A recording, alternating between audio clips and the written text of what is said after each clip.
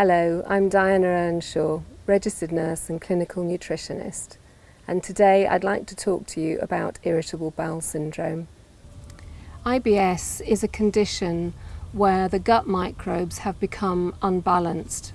It's called dysbiosis. We have trillions of bacteria in our guts. We have good guys, we have the bad guys, and we have the on-the-fence guys. In a healthy person, these live in harmony, with the good guys calling the shots. In a less than healthy person, they live in conflict.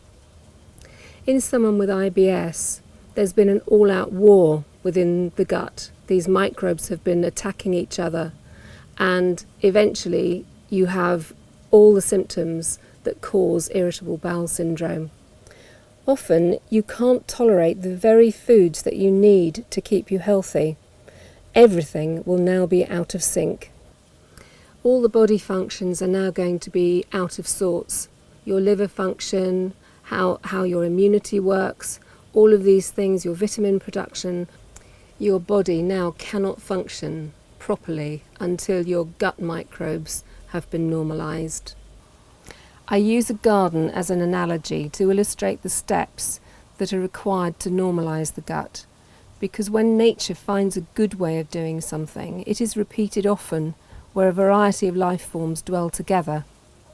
I use a garden for my example, but I could just as easily have used a pond, a forest, or even a compost heap. Imagine you have to make an overgrown garden into a tidy one with attractive flowers and productive plants. And of course you will want to attract birds and insects, which will ensure that you get plenty of fruit. Will you straight away go and buy the plants and stick them in where you can? No, of course you won't. You have hard work to do first.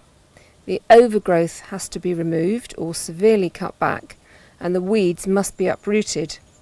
Nutrients must be replaced in the soil, and then you can start replanting. Eventually, you have a garden which will become almost self-sufficient, needing only minor attention from you.